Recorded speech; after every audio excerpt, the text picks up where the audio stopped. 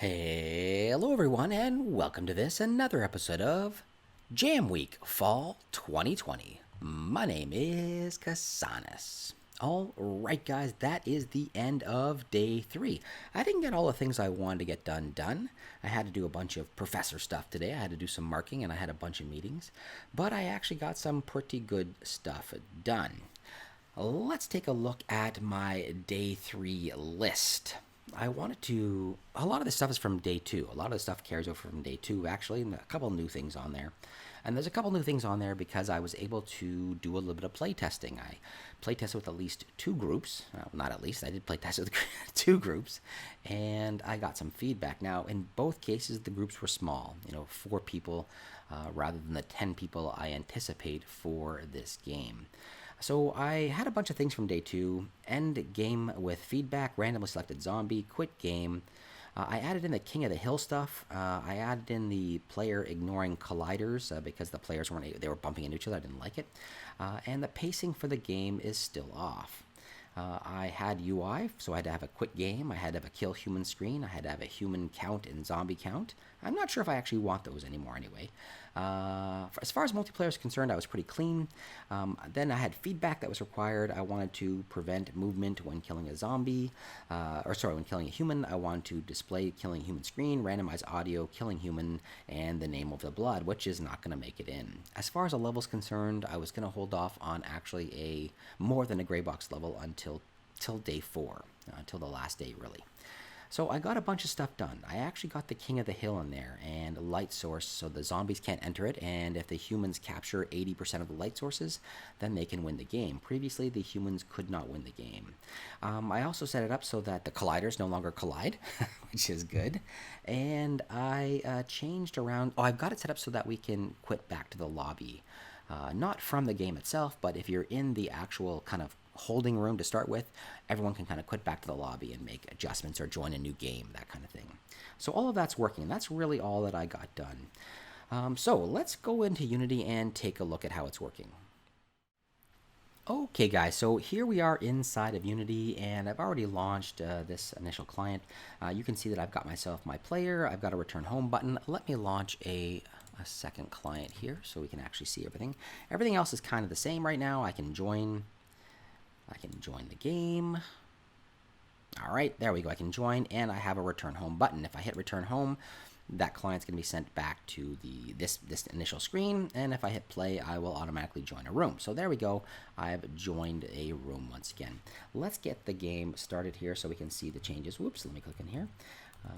Exit. So here we are. Nothing here has changed. Well, that's not true. Some stuff's changed. Let me drag this in so you can see.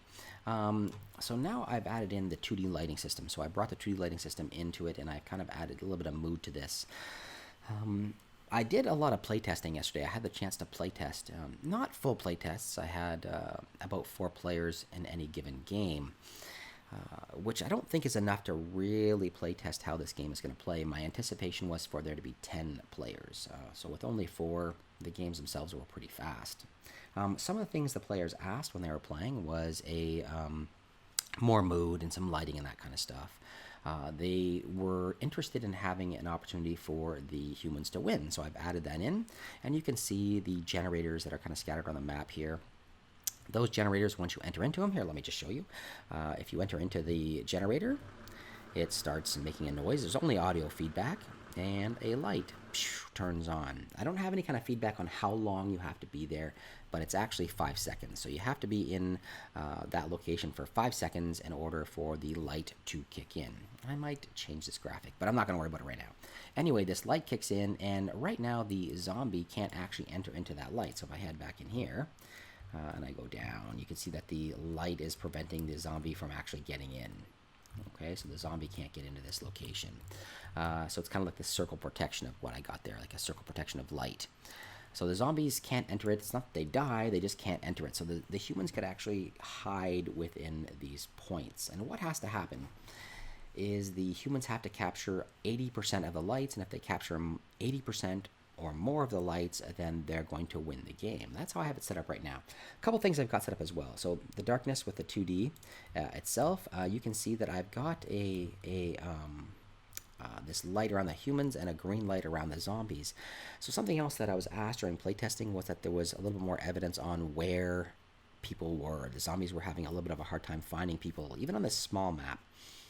So we set it up or I set it up so that there is a light now, and that light remains even when you've turned off the actual other object. I might dull this down a bit so it's not quite so obvious, but yeah, that's how I have it set up now.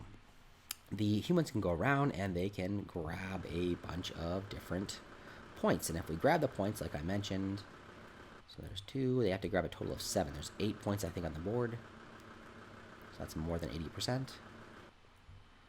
One up here. The humans can move freely through the light, but the zombies can't. So let's go down here, grab each of these points. Now, this might be too easy with this number of humans. I didn't want to set it up so that the humans had to grab all of the lights. In doing so, then the zombie could just wait at one of the lights and kill anyone who came near, which wouldn't have been great, so we didn't do that. But I did set it up so that the humans, if they capture X number, like I said, 80% or more, then they're going to win the game. And there we go. We have won the game, and now we have the opportunity to return to the lobby and start again. So that's kind of where I've got it right now. I am going to say this is feature locked. It is the final day. Tomorrow is the final day of the jam, and I've suggested to my students that they feature lock whatever they have. So today is going to be time spent working on things like art and the timing and appropriate feedback, some audio. If I have chance to do a level, I will. I don't know. I might try and get some of my graduate students to help me out. Some of them are interested in the jam, but they couldn't participate because they're not actually students anymore. But maybe they can help me out and maybe build a level or 2. We'll see. Anyway, guys, that's where I am. That's as far as I got. I hope you enjoyed that. I hope you guys are working on your own game and you're moving along really, really well. I'm having fun. It's a lot of work. I'm doing a lot of extra work because I'm doing all my professor stuff and then all the jam stuff as well. I still do need to prepare for next week, so we'll see how much I get done today. Anyway, guys, I hope you liked it. If you did, let me know. All right, thumbs up, thumbs down, comments down below, and if you haven't done so, please take a few seconds to subscribe. Have yourselves a wonderful day, everyone.